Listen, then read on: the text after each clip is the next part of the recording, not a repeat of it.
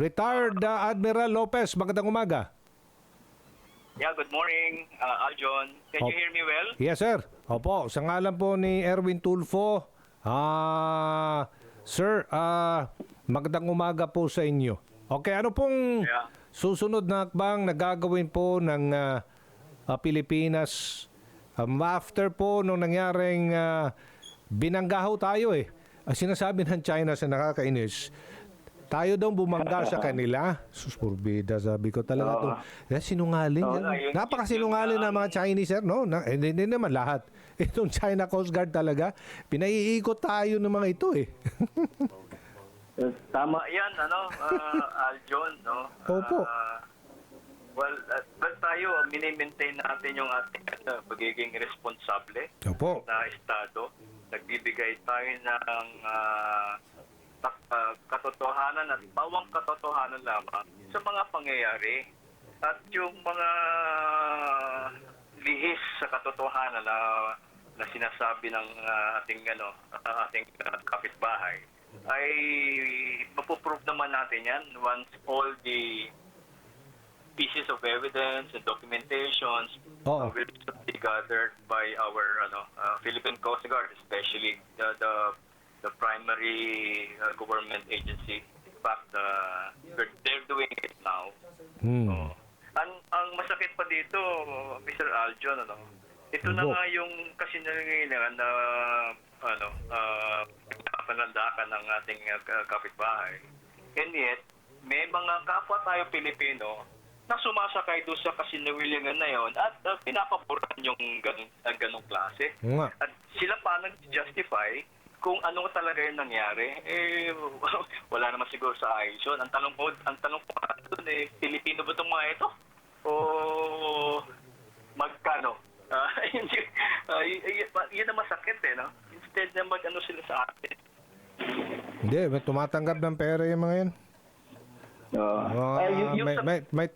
Yung sa tanong mo, Arjun, kung anong ating Ano pong gagawin natin? Idudulog na naman po natin ito, siyempre sa UN na binangga tayo na naman. Opo.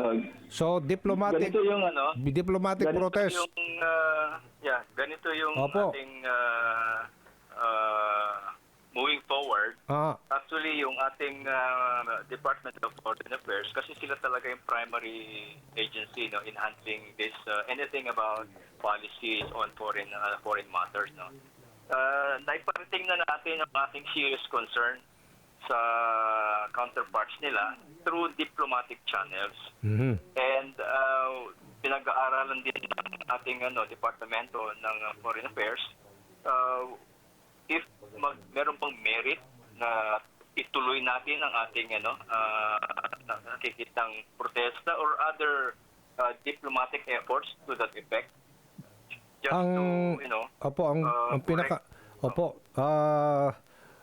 Sir Lopez, ito panawagan ng ating mga kababayan. Why not, kung binangga-bangga tayo dyan ng mga yan, hinaharas tayo, magkakaroon tayo resupply mission, sige, maglagay na lang tayo ng istruktura talaga sa teritoryo natin sa WPS.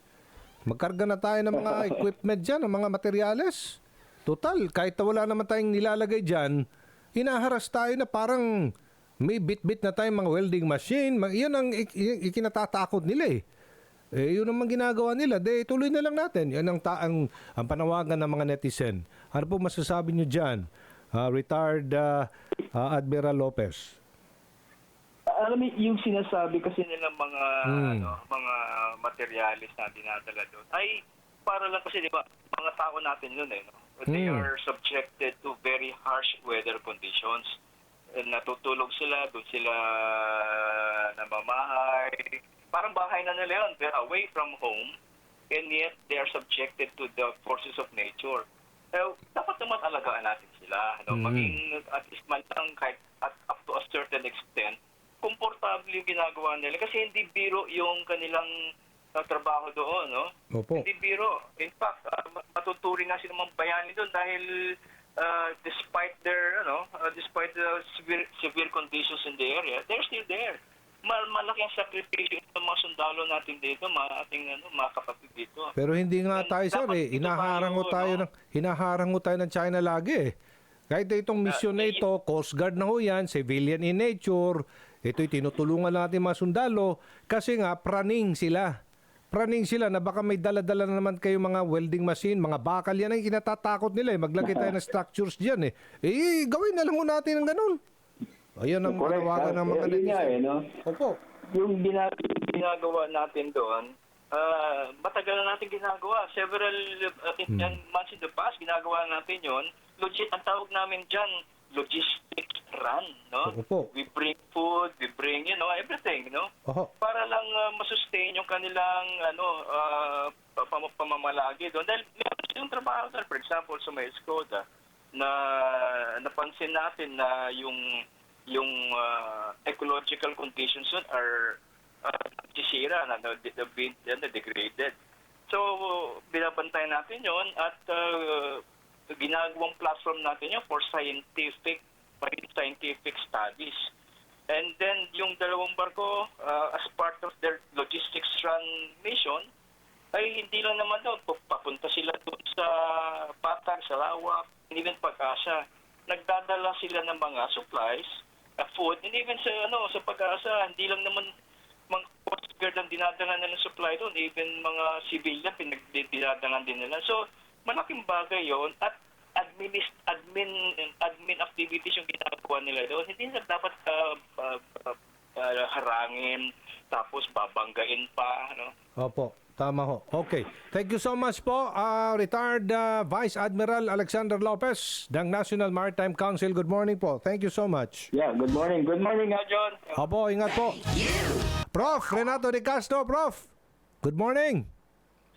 Good morning, Aljon. Sir, ano po ang inyong reaksyon dito po sa diplomatic protest na naman ba ang gagawin ng Pilipinas matapos po ang insidente ng banggaan? Hindi banggaan binangga tayo ng China Coast Guard. Ano po? Ang sinasabi ko dyan, the diplomatic protest is unnecessary but not sufficient measure. Okay. Kailangan ho tayo mag-file ng diplomatic protest. Okay. It's an indication na hindi natin tinatanggap yung nangyari. Mhm. Kasi kung di tayo magpa-file ng diplomatic protest, ibig sabihin, tanggap po natin yun. Okay. So it's necessary. Pero of course, sabi ko nga, hindi yan sufficient. Kailangan talaga may mga active measures tayo. Meron tayong, of course, we have to back our diplomacy. Of course, ito yung cliche, with the military capability. But of course, at this point in time, hindi pa natin na-develop yung sufficient military capability talaga para i-back up yung diplomatic protest natin. Pero at least nag-start na, no? Aha. Kaya nga meron na ang administration ng Comprehensive Archipelagic Defense Concept na dapat talaga nating bigyan pansin yung pagpapalakas po natin sa sandatan ng lakas, lalo sa buong dagat po natin, at kay Philippine Opo. Coast Guard. Prof, bakit po tayo hinaharas, binabangga? Praning ba ang China na itong sa tuwing nagkakaroon tayo ng misyon, praning ba sila na para bang check natin, banggain natin ang mga yan kasi nga baka may mga dala-dala na yung mga materyales para Ano ba talaga? Ang nangyari ho, kung makikita ho yung nangyari sa Skoda Shoal, link ho yan sa nangyayari ngayon sa Taiwan Strait. Ano po ito? Kasi implement ho talaga nila yung pananako po nila. Okay. Doon sa 10-dash line. Kaya nga, why not maglagay na lang tayo ng structures dyan? Total, talaga kailangan ho. sorry sa word Talagang kasi talaga ho, ginagago ho talaga tayo. Ini-enforce ho nila talaga yung pananako po nila. Oo. So napansin ko ho, yung nangyari ho sa Skoda Shoal, at of course nangyari ho noong June, yung harassment ho sa ating aircraft recently ho, no? August 17. Oo. Kasabay ho niyan yung massive naval patrol ho ng Chinese Coast Guard, ng Fishery Bureau nila, pati ng People's Salvation Army's Navy, no? Talagang pinamumukha ho nila sa buong mundo, sa Taiwan, sa Pilipinas, i-enforce ho nila yung 10-dash line. Okay. Ganito ho yan. Kasi, ang inaantay po dito, kung sino po magpapaputok ng baril. Tama ho ba? Sino po yung matatalo sa pangasar?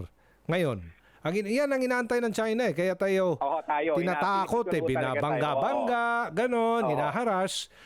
Sir, sa tingin ko, mga netizen kasi nagsasabi, lagyan na natin structures dyan, banggain man tayo ng banggain basta't may hatid dyan, at lagyan na natin ng permanenteng structure, wag lang tayong magpaputok ng baril at wag lang tayong saktan. Hindi naman siguro gagawin ng China yan pero tama ho ba? Dagdag, tama ho yun. Okay. Pero ito ho yung isang measure pa na, of course, ayaw gawin ho ng gobyerno. Opo. Pero it's been laid on the table. Oo, dapat. Nag-offer na ho, Oh. natandaan niyo yung statement ho ni U.S. National Security Advisor Oh. Jake Sullivan. Oo. We will do whatever is necessary to assist the Philippines. Yes. So, nag-offer na Amerika kung gusto niya ng escort. Oo, gawin na natin, to sir. correct. Oh. Pero Prof. yan ho, hindi ho, ang ano ho yan is an executive decision. Yan na nga eh. So Oh, kailan pa tayo kikilos dito? I mean, ako, as a taxpayer and a citizen of the Republic of the Philippines, yun lang ang tanging paraan talaga.